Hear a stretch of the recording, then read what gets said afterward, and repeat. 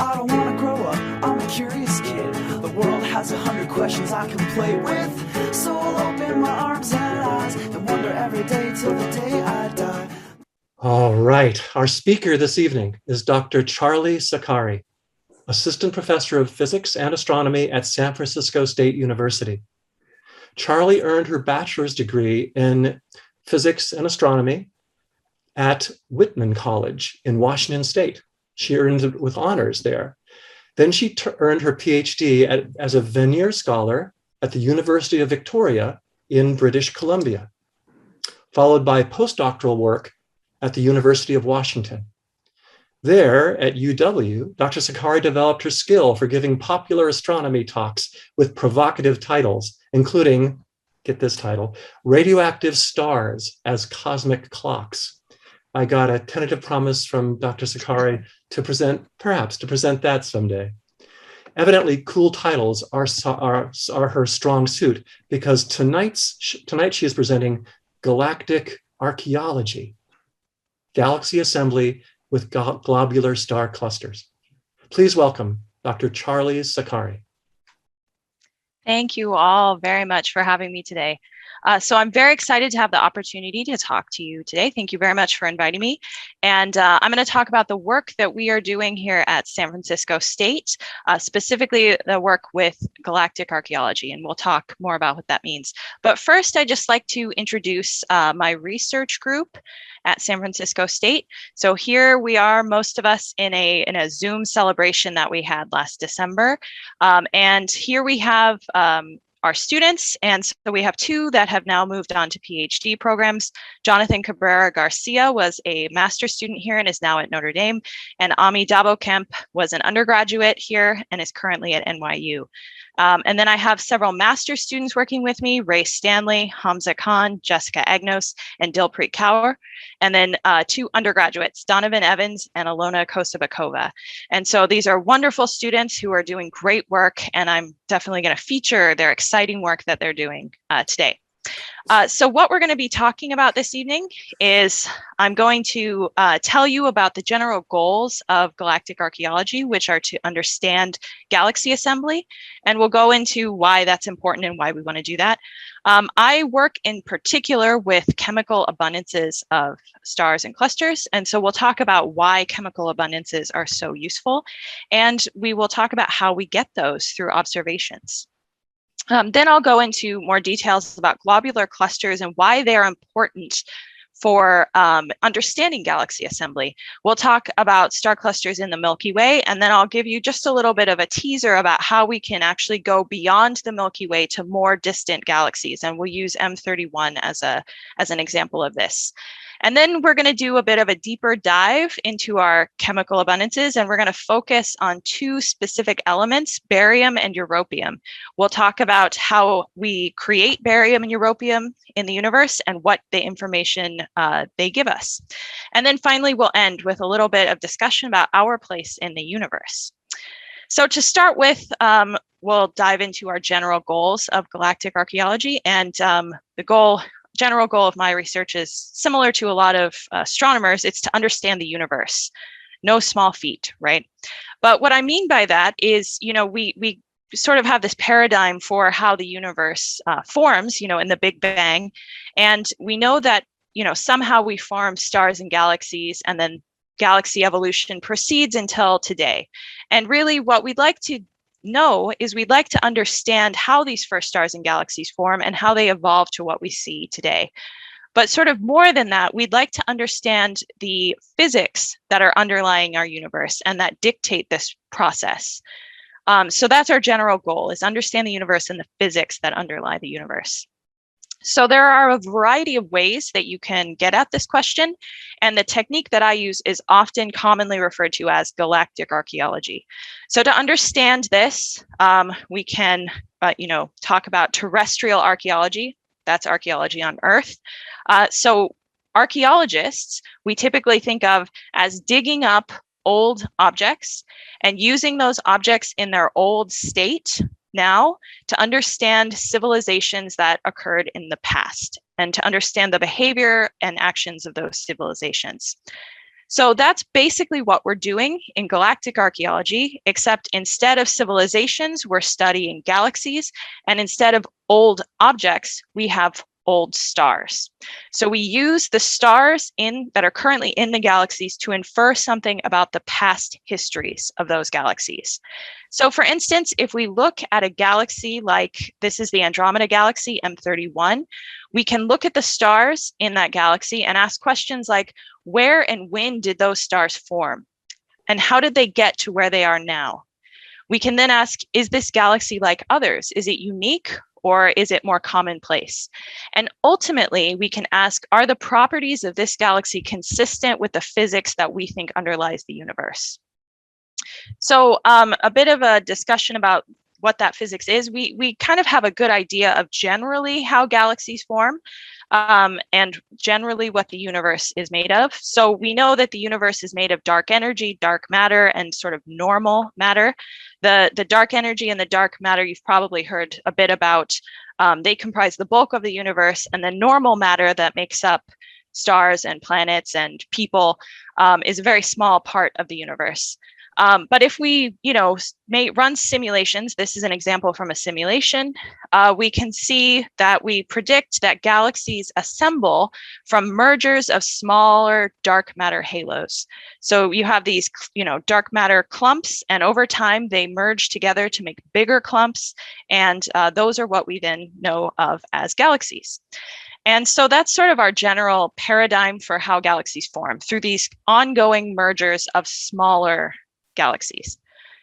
So we see a lot of evidence for that in the Milky Way, but there's a lot of open questions about the Milky Way in particular. So in particular, we might ask, when do these mergers happen? Did they happen early on when the Milky Way was very young, or are they ongoing and happening now?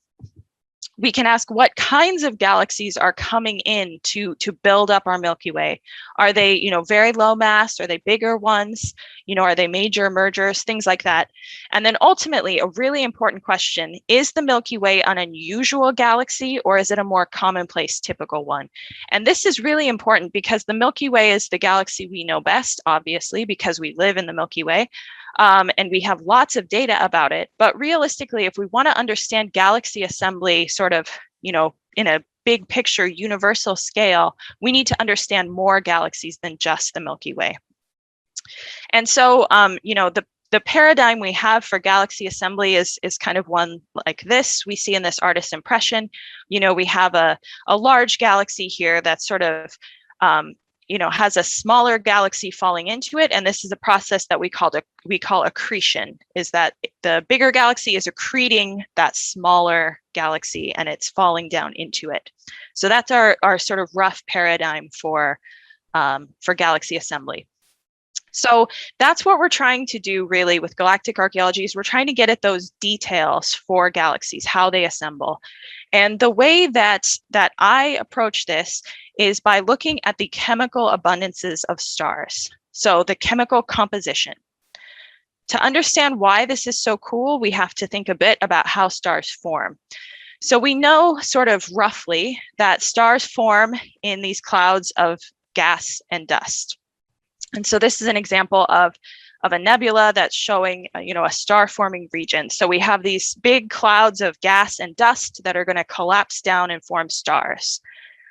Now, when we think, a star will form billions of years later, it may not be in that, anywhere near where it formed, because it'll move away from the other stars, it'll move away from the nebula. And so billions of years later, it's going to be far away from here.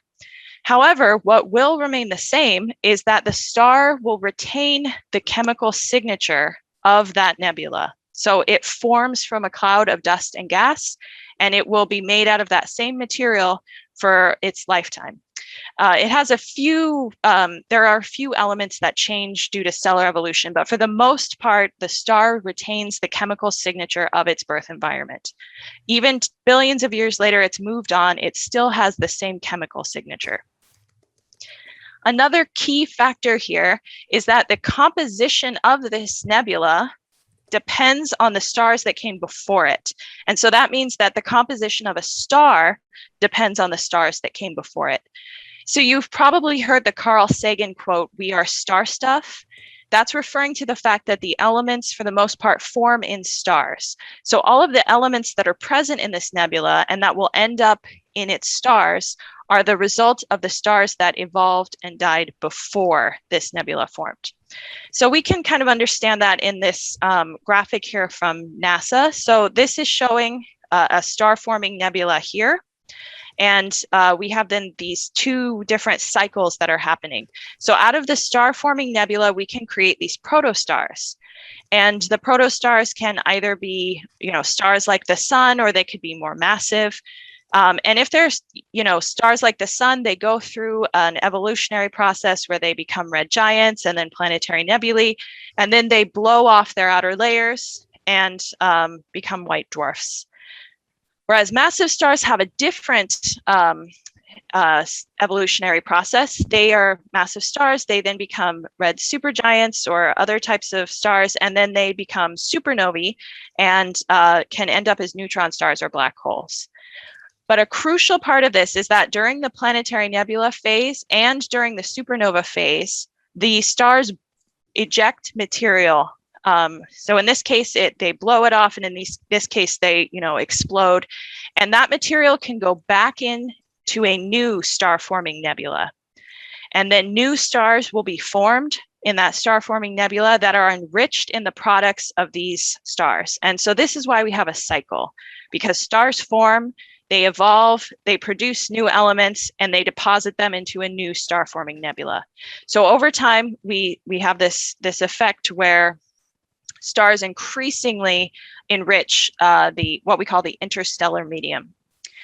And so when we look at a star, we know that it's retaining that chemical signature of its birth environment. We know that that depends on the stars that came before it. And one last cool piece of this is that if we look at stars that form in dwarf galaxies, small mass dwarf galaxies versus massive galaxies, they actually have different chemical signatures. And we can kind of understand this by going back to this plot.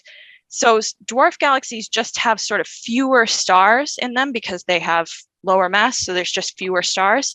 So that means that they won't go through as many cycles as a massive galaxy like the Milky Way. So they're going to have star-forming nebulas that get enriched differently.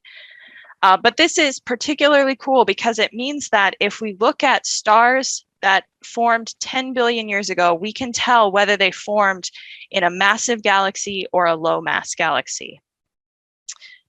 So now I want to go into a bit more detail about what we talk about when we mean chemistry of stars. So you've probably, or maybe you've seen this joke before. This is the astronomer's periodic table. So in astronomy, we have hydrogen, we have helium, and then everything else we call metals. And this is a historical thing. And, it kind of has some motivation to it. So like I said, the heaviest elements are formed in stars. In the Big Bang, we create hydrogen, we create helium, trace amounts of elements like lithium and beryllium, but everything else is formed in stars. So that's, part of why we call them metals, I guess.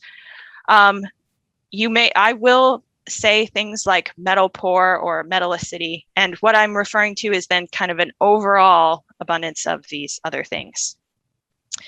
But actually, I'm interested in more than just this rough description of metals. So here is a periodic table that is now color-coded by the different astrophysical sites that create these elements. And so, here we see hydrogen, and most of the helium is created in the Big Bang. Whereas, the blue and the green and the orange and the yellow, these are all created in stars. And we will go into much more detail about the periodic table in just a moment. But what is important is that each of these elements gives us information about the stars that have come before our star formed and the types of processes that happened there. So again, we'll come back to this in just a moment. So how do we actually, so I see a question. If the stars in the dwarf galaxies have different chemical structures than the stars in massive galaxies, does this extend to the age and size and color distribution of stars? So they don't really necessarily evolve differently. They just have, different amounts of these heavier elements. And most of them actually, stars are still mainly hydrogen and helium. And so the trace elements have very little effect on their evolution. Yeah. So I see there is no emptiness in the universe, or is it the dark matter? Yeah, so, dark matter and dark energy are, both kind of prevalent through the universe, as well as the baryonic matter. But really, we think of most of space as being the vacuum, which, has some properties to it as well. Yeah. But, other people could give whole talks about dark matter and dark energy, and they're certainly very fascinating. Yeah. All right, so now back to the chemical abundances of stars. So how do we actually get this information? How do we, for instance, know the iron abundance or the calcium abundance in a star? Well, we get that information from spectra. So to see that, we would look at a star, for instance, this one, and we would take the light and we would spread it out into a spectrum.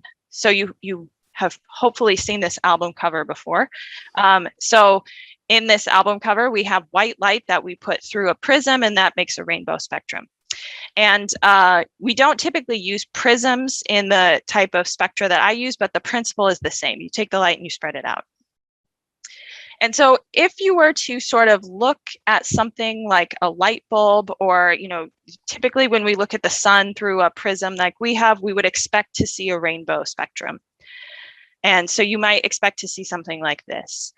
But actually, if you look at a star like the sun, and you're able to actually, look very carefully at the individual colors in the rainbow spectrum, you'll actually see something that looks like this.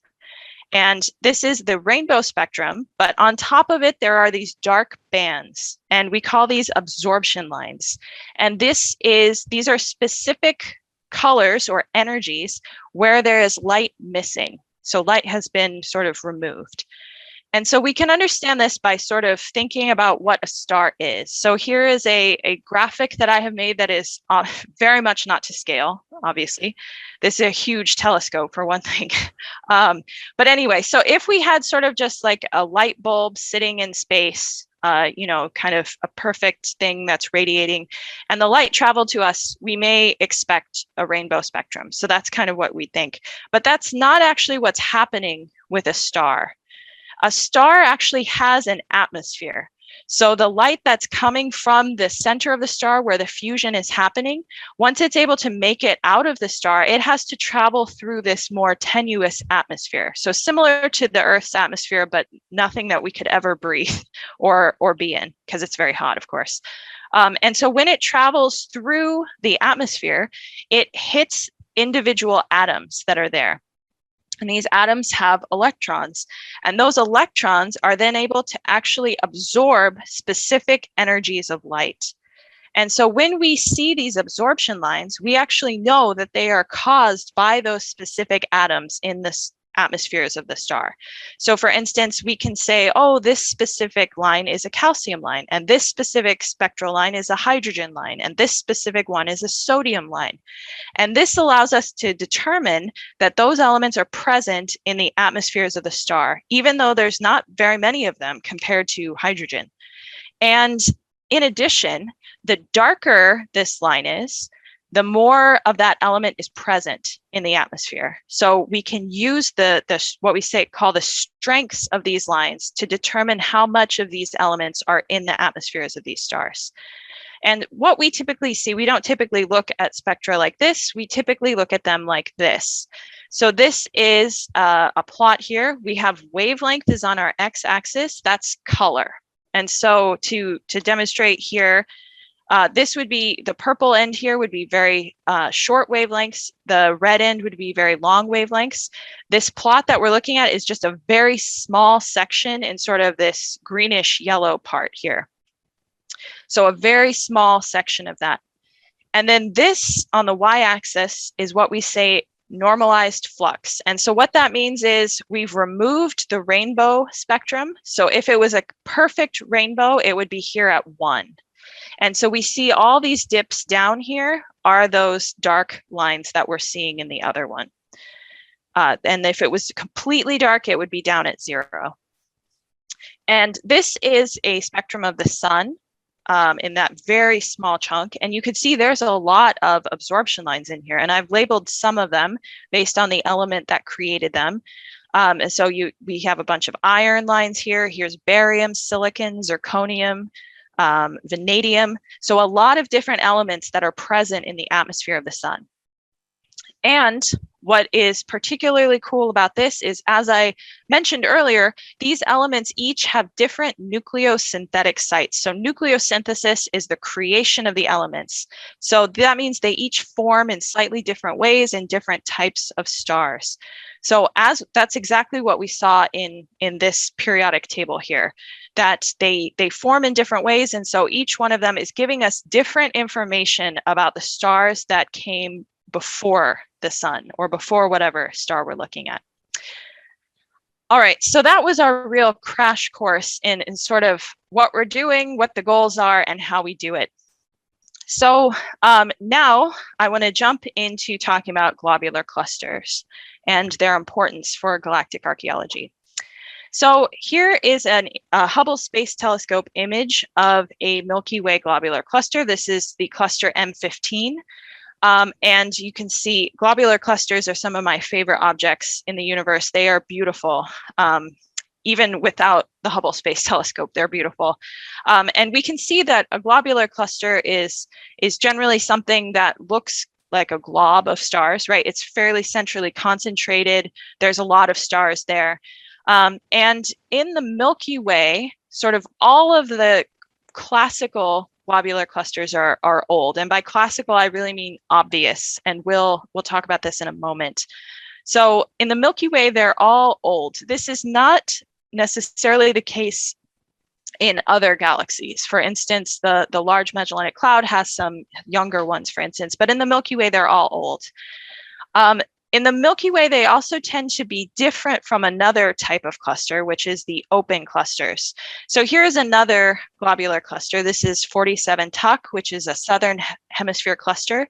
And again, we see this nice, centrally concentrated, lots of stars, really beautiful. And that's different from this kind, which is an open cluster. And, we're really creative with our names in astronomy. It's more open and diffuse, and you can see through it much better. There's many, many fewer stars in open clusters generally, and they tend to be younger. And in fact, they really have to be younger because they don't have as many stars, and so they're much easier to disrupt, in the gravity of the Milky Way, and with all the other things around it, the cluster can get destroyed much more easily. I've kind of set this up as a nice, obvious dichotomy where you have globular versus open, but there are actually a number of clusters that kind of fall between this paradigm. And that aren't obviously one or the other. And so here are some 3 images of some clusters that have been classified as globular clusters. And these are all in the Milky Way. Here's one that I guess you could maybe believe. Here's one that is less easy to believe. And here's one that you cannot even tell by eye that there's a cluster there. You can only tell it when you kind of plot the stars in a plot.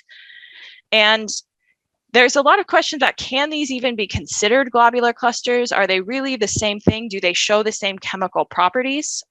Sometimes these things are younger or they have some other weird characteristics. This one in particular, Palomar 1, looks like it may have originated in a dwarf galaxy. So that was my first paper that I ever wrote, was about this particular cluster. And this is the subject of Ray Stanley's master's thesis. So she will be looking at 4 of these sort of unusual clusters. They're located sort of in the central regions of the galaxy. So they're additional factor of weirdness there. And so she'll be studying those and kind of answering these questions. Do they look like the normal globular clusters we expect? Or maybe did they seem to have originated in dwarf galaxies? So stay tuned for that. That will be exciting work. But I want to return to the composition of globular clusters because that's what I am most interested in, is the chemical compositions. And so I want to return to this timeline of the universe to think about how the chemistry of the universe evolves with time. So as I've mentioned, after the Big Bang, eventually we have this period of Big Bang nucleosynthesis where we create the first elements. And in that process, we have hydrogen, we have helium, we have trace amounts of lithium and beryllium, but we have no heavy elements like iron. And just for reference, when I say iron, I often write Fe because that's the symbol in the periodic table, but it is iron. So we have no heavy elements like iron in the early universe. All of those elements have to be created in stars. So we can only have them after the first stars form. And you may have learned in an astronomy class, for instance, that massive stars actually evolve faster than low mass stars. So massive stars, they have more mass, so they can be hotter at their centers, and they go through their material faster. So they evolve first. So after the first stars form, the first ones to die are the massive stars. And they're going to create iron, and then subsequent generations are going to make even more iron. And so sort of roughly we can say that the amount of iron in the universe is going to go up with time, starting at the point where the first massive stars have evolved and died. And what we see with the Milky Way globular clusters is that specifically with iron, they have a wide range of the amount of iron they have. And but many of them are what we call metalpoor or iron poor, which suggests that they are kind of from this region of the early galaxy, but shortly after the first stars have formed. We also know this because they're old as well. And another cool thing about globular clusters is that they kind of reside in the outskirts of the Milky Way, some of them. So here is an image from NASA that's kind of breaking down the components of the Milky Way.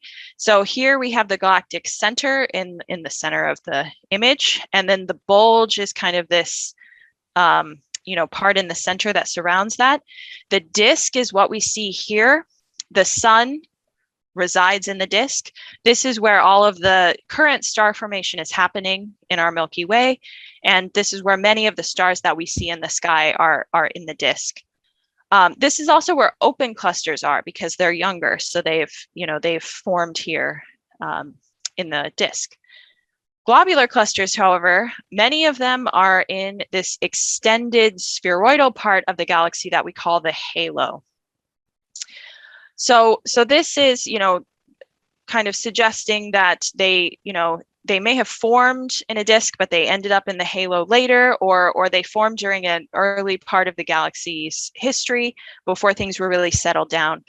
But sort of our simulations that we run suggest that globular clusters form during periods of really intense star formation.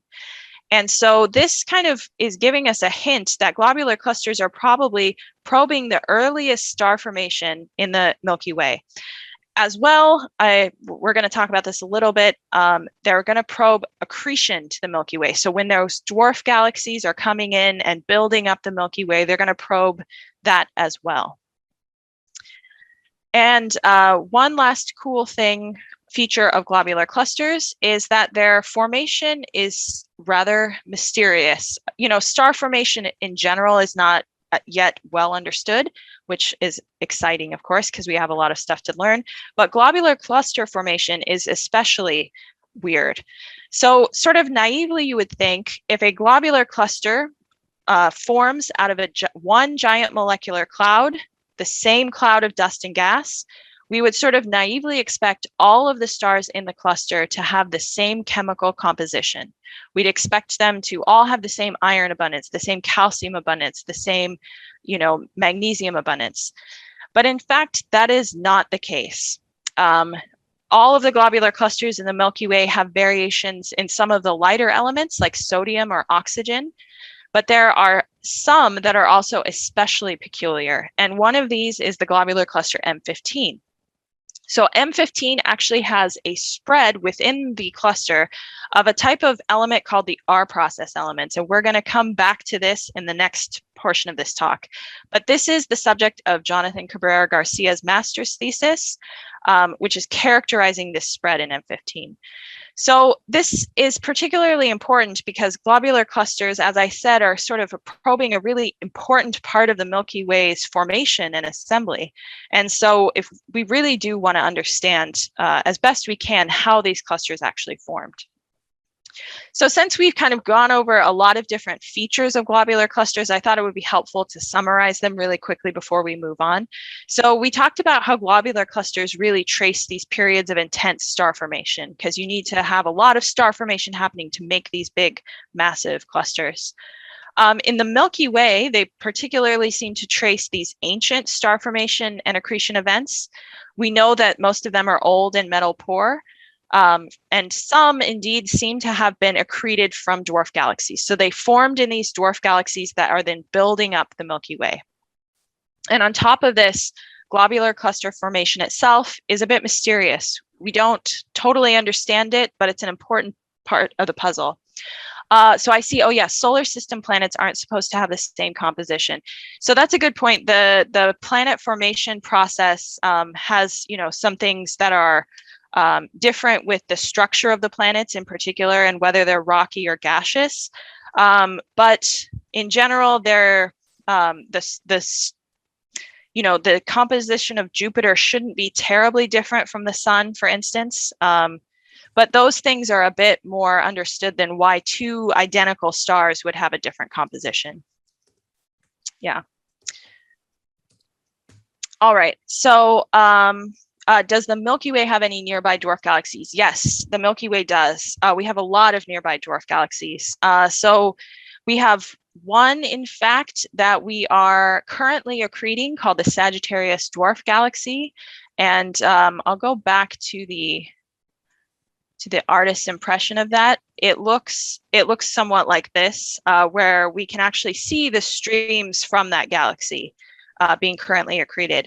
And then we also have the Magellanic Clouds, our nearby dwarf galaxies that you can actually see with the naked eye in the southern hemisphere, although I have never seen them with the naked eye because it's always been too bright when I've been there.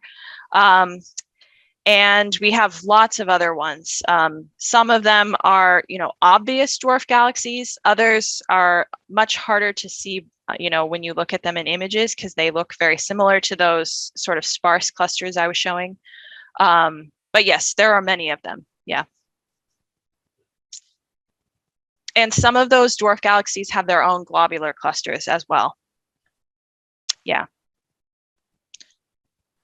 So one last sort of general cool thing that I want to talk about with globular clusters is that we can use them to do these kinds of studies to look at the chemistry of systems beyond the Milky Way to galaxies that are very far away. And I'm only going to talk about this briefly because that is a whole talk in of itself. But I just want to highlight this with the example of the Andromeda Galaxy. So the Andromeda Galaxy, or M31, Messier 31, is the largest, the nearest large spiral galaxy to the Milky Way. So it's our sort of, nearest neighbor that beyond the dwarf galaxies. That's a massive galaxy. And even though it's relatively close by on a universal scale, it's still really hard to observe its stars and globular clusters. So for instance, here is sort of a typical image of M31 that you might get with a sort of reasonably sized telescope. I think this is an amateur astronomer's image. And this is showing, here's the galaxy. And then these points here are some of its globular clusters. So they look, more or less like stars in this image. And to kind of understand why, we can look at Hubble Space Telescope images. So here again is a Milky Way globular cluster, the one M15 with the Hubble Space Telescope. And here is one in M31 with the Hubble Space Telescope. You can already see, like, this one is not a 3-color image, so it's not beautiful like this one, but you can already also see some differences. You can't see anything that's happening here in the center. The stars are too close together. They're not really separated. We can't see as many stars in the cluster. you lose a lot of information. But most importantly, these are not on the same scale at all. M31 is much further away, so the star cluster is much further away, and that makes it appear smaller on the sky. And if I try and put these on the same physical scale, it would look something like that. And in fact, PowerPoint wouldn't make it much smaller than this. So that's kind of what we have to deal with, right? It's much harder to get sort of the same information that we can get from this image out of an image like this. And so because of this, we have to get creative with how we observe these systems. So in the Milky Way, if we want to know more about a globular cluster, we can just look at these individual stars. And so we can if we want to take a spectrum, we have to put a spectrograph slit on our star, and we can get the spectra that we want for any star in the cluster, basically. If we want to look at this one, however, we have to observe the entire cluster. We have, an entire cluster fitting within the spectrograph slit. And this is a technique that's called integrated light spectroscopy. And this was really the bulk of my PhD research and my postdoctoral research as well, was in doing this in testing this out and doing this in M31 as well. So to understand the power of this, here's an even more distant galaxy. This is NGC 1407. It's an elliptical galaxy. And in the center here, we can't see any individual stars because they're all blurred together. But instead, we can see the individual globular clusters that are surrounding this galaxy. And there are thousands of them. And so this means that we could get integrated light spectra for these globular clusters and use that to sort of do the same sort of science that we're doing with individual stars in the Milky Way. And this, again, is really important for that question of, is the Milky Way unique? Is it unusual? And those sorts of questions, because we want to observe other types of galaxies as well. All right, so that was our crash course for globular clusters and their importance. Oh, so I see, why is there no new star formation in globular clusters, or is there? Wouldn't the massive stars in globular clusters die earlier and form material for new star formation? So globular clusters don't have gas anymore. So the massive stars, they did indeed die earlier and produce material, but for the most part, it was ejected from the cluster. And that was also quite a long time ago because they are billions of years old. And so there may have, some of them may have experienced some amount of ongoing star formation where they're kind of continually enriched. But for the most part, that's not what happened, because we see actually very little spread in iron in these clusters. And so that tells us that there was not a period of ongoing star formation. There is a little bit of additional bit here that I'm not talking about, which is the sodium and oxygen part of it actually tells us that there is something complicated going on as they form, possibly with some sort of self-enrichment. But whatever it is, it happened relatively quickly. And relatively quickly, the gas gets ejected and star formation stops. Yeah. All right, and so now I'd like to do this deeper dive into two elements. We'll talk about barium and europium, and then we'll talk about our place in the universe. So for these two elements, we'll return to our periodic table. And so one thing we can notice, just sort of casually looking at it, is that we see a color change roughly halfway through this, where we switch from, a blue-green color scheme to a yellow-orange color scheme, sort of roughly halfway through the periodic table. And this is, kind of because we have a difference in how these elements form. So in general, the lighter elements up to iron form through fusion, where we take, nuclei and we slam them together to make heavier elements. The heaviest elements in the periodic table, however, cannot form that way because it takes way too much energy to slam those nuclei together. Instead, they form through a different process, a process called neutron captures. And so to demonstrate what a neutron capture process is, I have an illustrative video here. And what this is going to show is we have a nucleus here that's made of so many protons in red and neutrons in blue. So neutrons have no charge, so they're able to just go into a nucleus and stick there. The complicated part of a neutron capture process is actually making those neutrons, so it can only happen in so many places. And how quickly the neutrons come in can happen in two ways. So we can either do it slowly, which is the S process, or rapidly, which is the R process. We're very creative with our names in astronomy. And this particular video is a rapid one, but it doesn't really matter. It's not going at a quick time scale. But what we see in this video is that we're going to add on more neutrons, and the neutron number is going to go up. However, this makes our nucleus unstable. And so what we see here is that at some point, the nucleus becomes too heavy, too unstable, and one of these neutrons goes through a decay into a proton.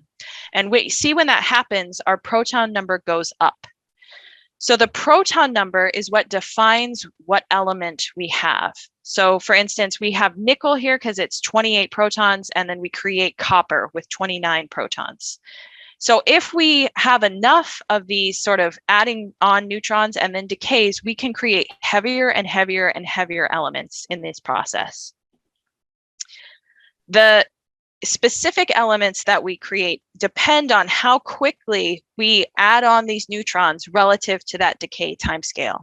And so if we return to this periodic table, I mentioned that these are identified based on the astrophysical sites, but realistically, we could actually call this orange is R process and yellow is S process, the rapid dumping of neutrons or the slow dumping of neutrons. And if we focus in on the two that I want to talk about, barium and europium, we see barium is primarily S process and europium is primarily R process. They do have a small component that is created in both processes, but for the most part, it's S versus R. And if we return then to the sites that the table had them identified, the S process is known to happen in low mass stars when they reach the end of their lifetimes. If you may have heard of it, it's called the asymptotic giant branch phase. Whereas the R process, one of the sites is thought to be merging neutron stars. I put this question mark here because that's still in debate as to whether it's the only site. Oh yes, and I see Hal is asking, what is the gray and gray thing? Green and gray thing. Yeah, one of them is, I believe, positron, and the other one I think is a photon, maybe. Yeah, that's a good question, Hal. One of our SF state students. Yes. So merging neutron stars are a candidate for how the R process happens. And I want to point out that neutron stars come from massive stars. They're the end result of a massive star's lifetime. And so we see that they come from the R process and the S process come from different types of stars. So massive stars create the R process, low mass stars create the S process. So if we think back to our timeline of the universe again, in the early universe, we have no barium or europium because none was created in Big Bang nucleosynthesis. The first massive stars evolve.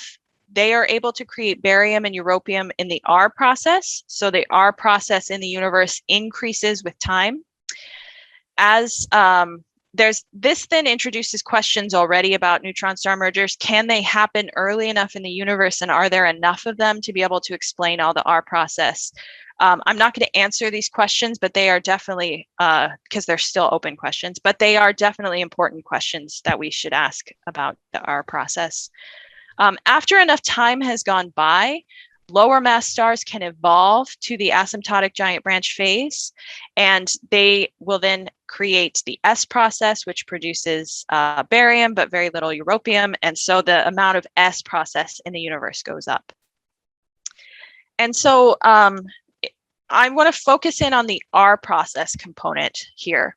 And so, for me, the S process kind of messes things up because it gets in the way. It makes things more complicated. I would like to just study the R process. And so it would be nice if we could sort of look at this period of this snapshot of time before the lower mass stars had evolved, but after the R process had been produced. And so to do that, we want to look for stars that are sort of, in this range here, maybe. And so if we look at other elements that can help us to find stars from that phase. And so, for instance, remember that there was very little iron in the early universe, and then subsequent generations made more iron. So what this means is if we want to look for these stars in this region, we want to look for what we call metalpoor stars or iron poor stars. And in fact, many of the globular clusters are in this category. And so just to remind you, metalpoor means all of the stars, all of the elements, are deficient, but we're going to use iron as a proxy for metallicity. So we're looking for iron poor stars here.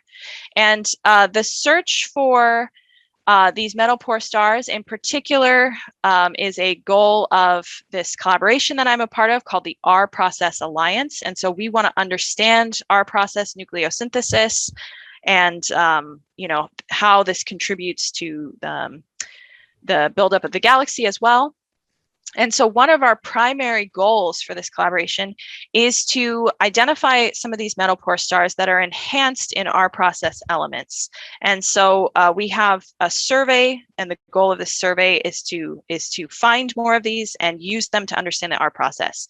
So we have a couple steps to this. One is to identify candidate stars from large surveys. And I have several students who are working on this, which is why I'm mentioning it. So Dill's MS thesis in particular is characterizing metalpoor stars in apogee, so looking for some of these stars that are in a particular survey called apogee, whereas Ami and Donovan are both finding target stars from another survey called the Galactic survey. So they are doing this excellent work to find these candidate stars that we can then study.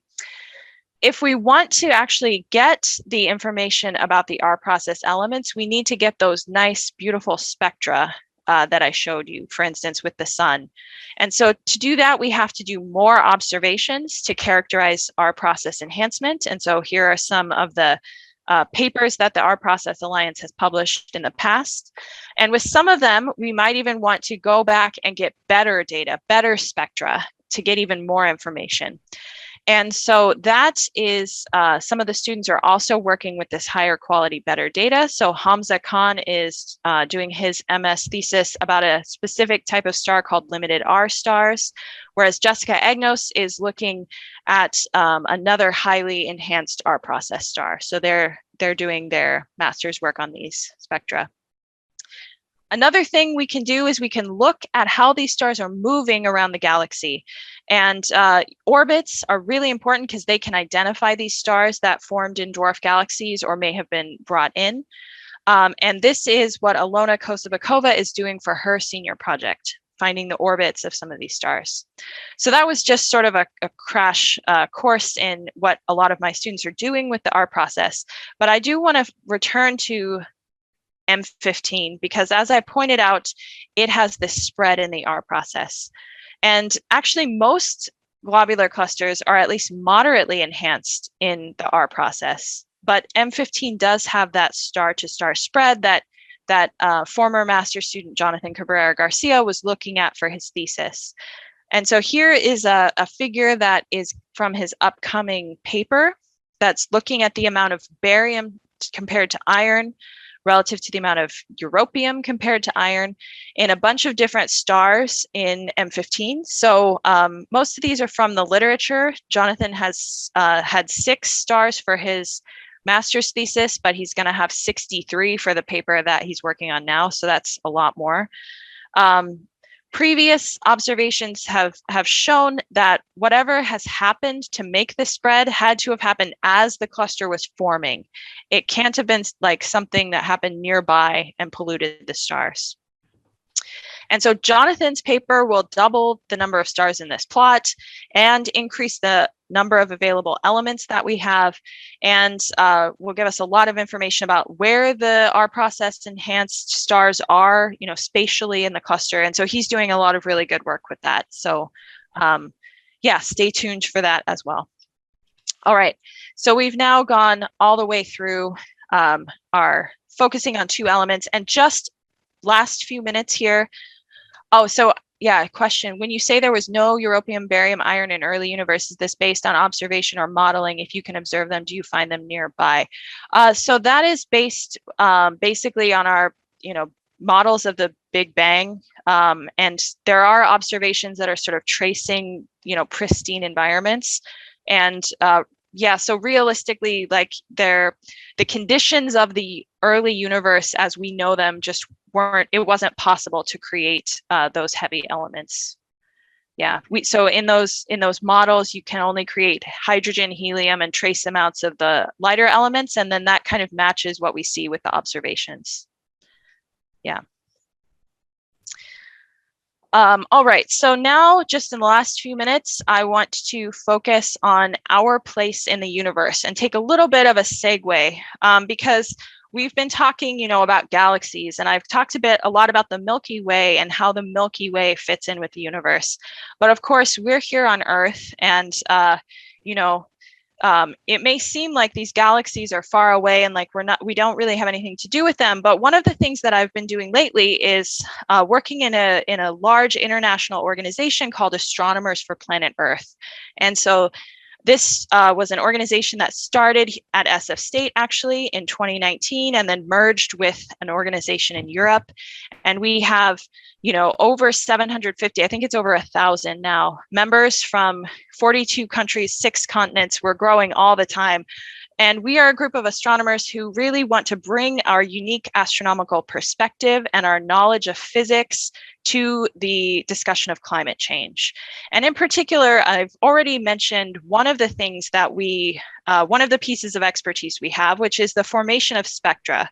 I talked about how stars have atmospheres and the interaction of light with atoms creates this absorption spectrum that allows us to determine the compositions of stars. Well, the same process happens on Earth, but the spectra, of course, look very different because the atoms and molecules that are present in the Earth's atmosphere are very different, but the principles are the same. And so we as astronomers have expertise in a lot of different things that are useful for this discussion of climate change, including this discussion of atmospheres and chemical abundances, Earth's connection with the sun, placing Earth in an astronomical context, exoplanets and the impossibility of traveling there, and physics of climate change and solutions, and much more. And so I just wanted to give this brief advertisement to Astronomers for Planet Earth. And if you're interested in learning more, you can visit our website. You can follow us on social media. We're on Twitter, Facebook, and Instagram. And I do want to highlight our fabulous videos on Vimeo and YouTube because Jessica Agnos, who I mentioned as doing her MS thesis in my group, has made several fantastic videos, including one, A Brave and Startling Truth, that features a poem by Maya Angelou that's read by Jessica's daughter, actually. And so, yes, please check those out if you're interested. So now to end, in conclusion, the chemical compositions of stars are useful for understanding where the stars formed and how galaxies have assembled over time. Globular clusters are a really important part of this puzzle because they trace periods of early intense star formation. Some have been accreted from dwarf galaxies, and they do allow us to study more distant galaxies. And our process elements can help us to answer some of these questions while also studying where our process nucleosynthesis happens. And then as well, astronomy does provide this unique perspective on climate change that we can use to educate the public and learn more. So with that, thank you very much, and I will take more questions. Wow, Dr. Sakari, thank you. I must notice this is the first time in its 33-year history, I believe, that the Mt Tam Astronomy Program has featured an archaeologist as its speaker. Terrific. Yeah. And especially one so generous with giving us information and giving a claim to her grad students. Where's the tradition of principal investigators taking all the glory? You give the glory to your students. That's beautiful. Well, if I could give more glory, Jessica Agnos has also made a video where she was Indiana Jones. She superimposed her face on him, as being an archaeologist. Ah, very neat. Yes. Okay. Yeah. You might have noticed at the early in the chat, I invited folks, if they'd like, to just raise their hands via the reactions button at the bottom of the Zoom window if they would like to ask the questions themselves. But it looks like you've done such a good job of answering the questions as they'd appeared in the chat bar that maybe you have eliminated our curiosity here. That's impossible, but all right, let's see. Would you welcome questions via email if somebody does? Yeah, sure. Yeah, yes. Your email address is? Oh yeah, I can put it in the chat. I think Stuart, did you have a question too? You're coming from Monterey Bay Aquarium. No, I'm in the living room actually.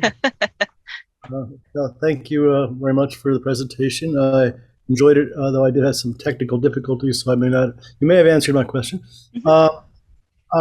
We, of course, have been hearing about the new super replacement for the Hubble, the James Webb, and so I was wondering if if you anticipate that telescope would give you wonderful new data and views, and also related to that, I guess I was wondering whether or not most of the information, the data that you use for your research comes from optical telescopes or the other kind of telescopes. Thank you. Yeah, that's a great question. So I did mention the Hubble Space Telescope, which we have used a few times. It's not our primary telescope though. And yeah, our future space telescopes will certainly be helpful, but they won't entirely replace Hubble, because one of the features of Hubble is its ability to look in the ultraviolet, and that will not be on James Webb. And so that's a feature that will be missing. But still, James Webb will definitely get great images of globular clusters, and we'll be able to go even further. Most of the observing that I do with Spectra is ground-based and optical, although we do use the near infrared as well. So for instance, I talked about Ray Stanley's work with stars that are near the center of the galaxy. For those, they're covered in dust, or they're obscured by dust along the line of sight. And so we actually need to look in the infrared to be able to see them, because the infrared light can make it through the dust. But for the most part, it's telescopes in the optical. And I have used many different telescopes. In particular, I used Apache Point Observatory quite a lot when I was a postdoc at the University of Washington. That was the main observing that I did there. But I've used, telescopes at Kitt Peak or Mauna Kea or in Chile. Yeah, lots of different places. Thank you for your question, Stuart. And of course, Dr. Sakari, thank you. I've got a series of folks to thank here. We'll save you for second to last. I want to thank our audience for showing up this evening, for putting up with another video in this long COVID night of in-person get-togethers. Thanks to the audience. Thanks to the supporters of the Mt Tam Astronomy Program and to Wonderfest. Thanks, of course, to Dr. Charli Sakari. And I want to say a fourth thank you here to the creator of the Mt Tam Astronomy Program. For 33 years, she has dedicated her good portion of her life to astronomy outreach and to enlarging our view of the cosmos and enriching it. That is Tinka Ross.